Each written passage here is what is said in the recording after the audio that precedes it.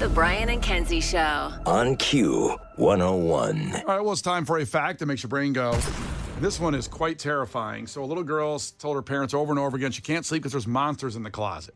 And I think everybody's had that story, whether you're a parent or whether you were the one saying it. Mm-hmm. And the parents kept saying, it's okay, just go to bed. It's going to be fine. Just go to bed. And then they actually investigated the closet, and they found 50,000 bees in the closet. 50,000 bees were in the closet. Oh my gosh.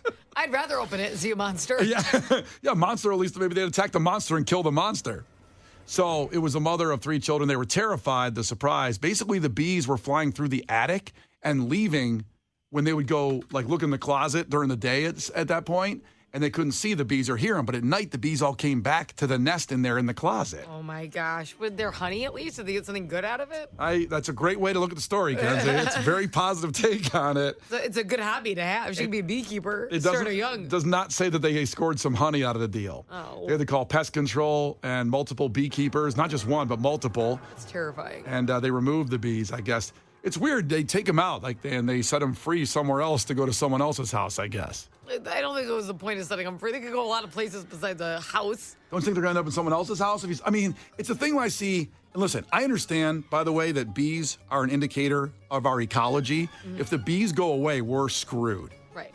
But we still don't want them in the house. We don't want them 50,000 of them in the closet. There's a lot of animals that they go extinct. We're going to have problems. They're I don't want them in my home. Yeah.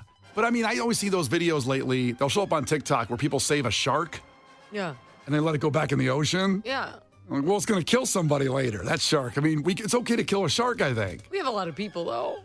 We don't have, there's more people than sharks. We need bees. Do we need sharks? Of course. I don't think we do. I think we need sharks. What's your argument against sharks, Brian? They eat us. All right, fair enough. Some people are good.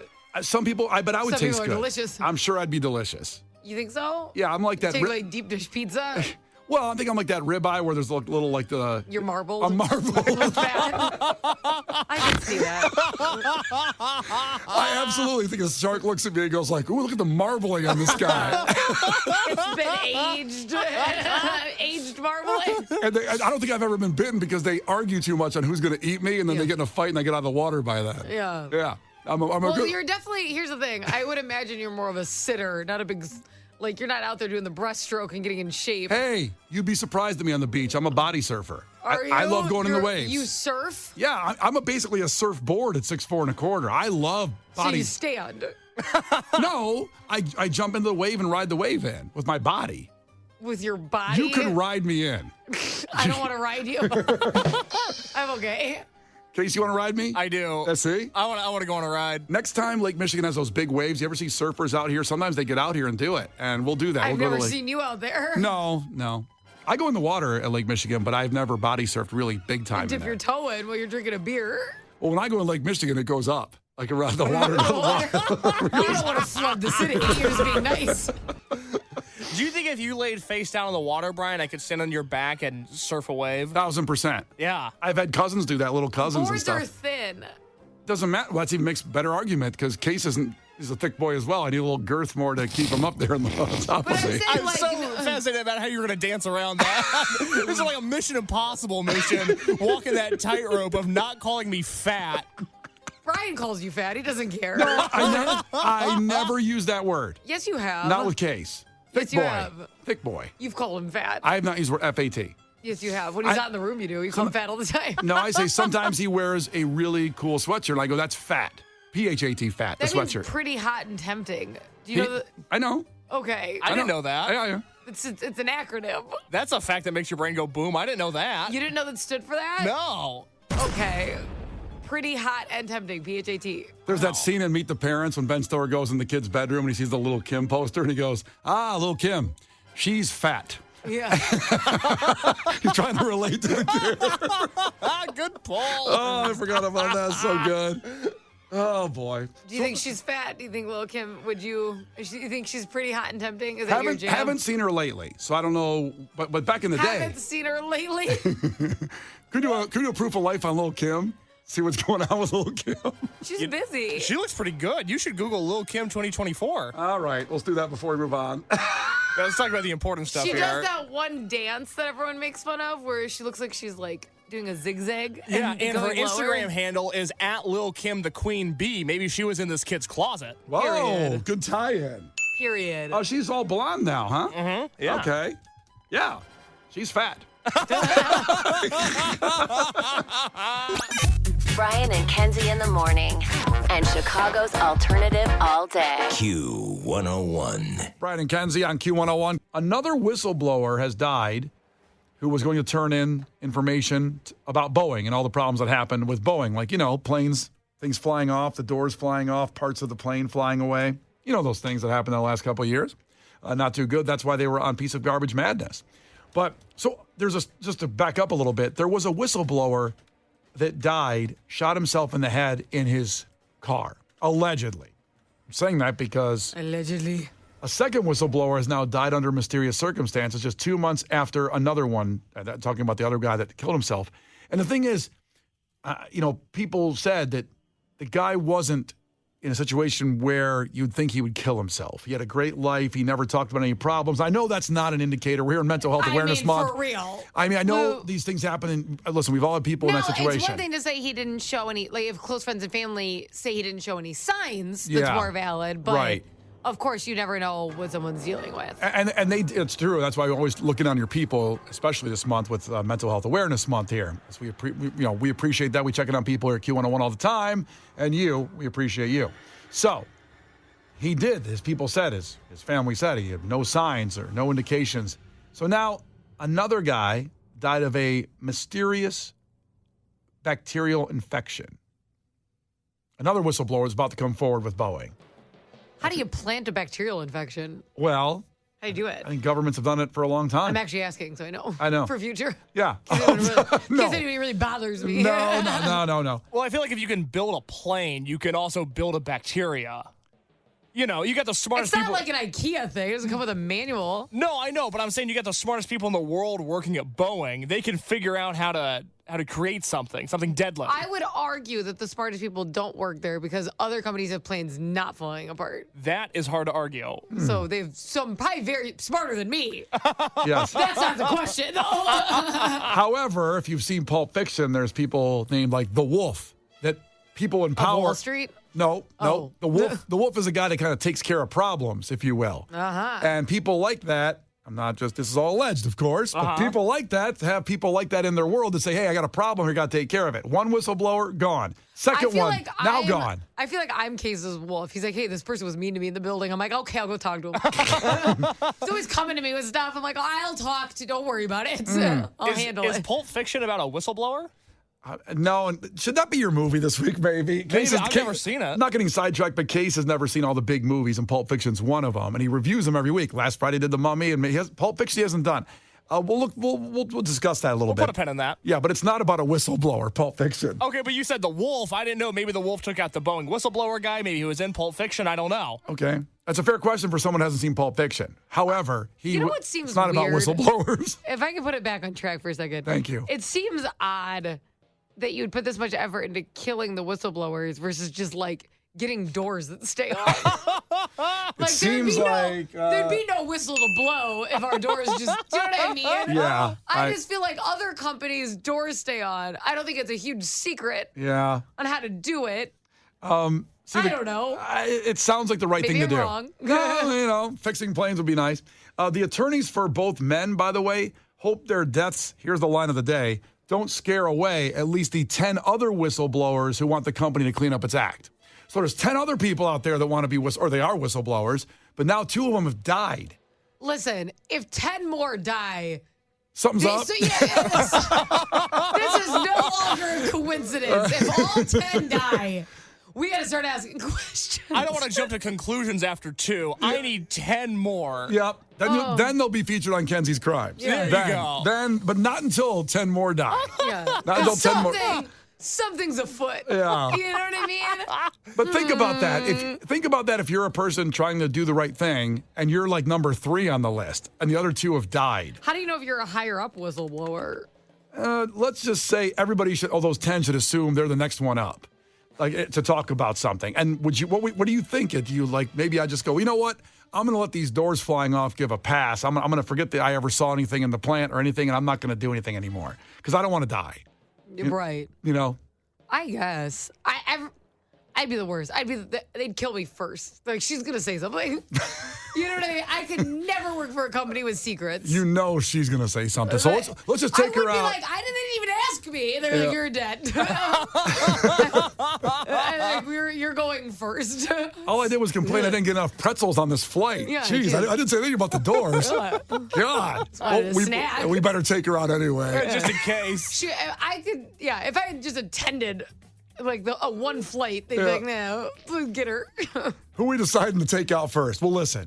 Kenzie obviously is just for the hell of it. Let's just get rid of her. Eeny, meeny, miny, Kenzie. Yeah. And somehow I'm going to be in the way. You know, they may not have figured out how yet, but let's just nip it in the bud. I picture a bunch of guys smoking cigars in a dark room, and they go, do you guys all agree with that? And they go, well, of course, Kenzie's first. Obviously. That's not what the meeting's about. We knew that. The Brian and Kenzie Show. On Q101. The Brian and Kenzie Show. On Q101. Brian and Kenzie on Q101. We're just talking about the Boeing whistleblowers who seem to be dropping like flies. Sadly, a terrible situation for these people that are coming forward to do the right thing and say, I know something on why maybe these doors are flying off. And then 2 have died. There's 10 more. The attorneys are worried that 10 more are going to die at this point.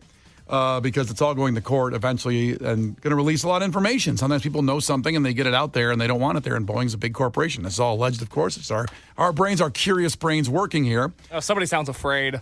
Well, Case just asked me to hear that song.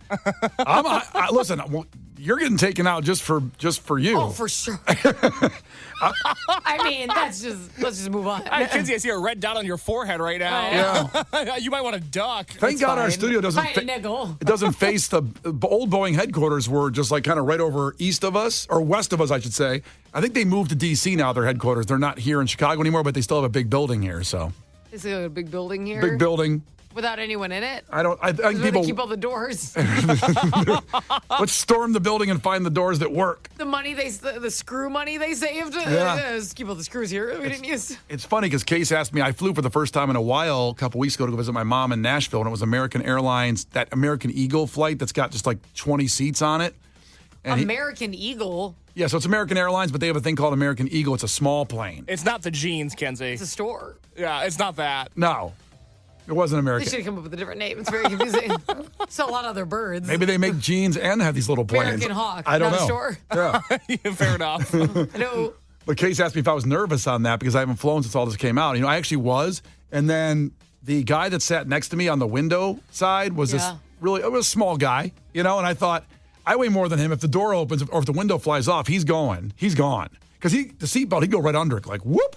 But the seatbelt on me, when I make it as loose as I can, How it's kind of skinny was he? The skinny seatbelt guy. wasn't tight. I mean, let's be honest. He was probably just normal American weight, where I'm not. So I thought you're more normal American weight. Oh, because I'm heavy? Yeah, he's more normal European weight. Yes.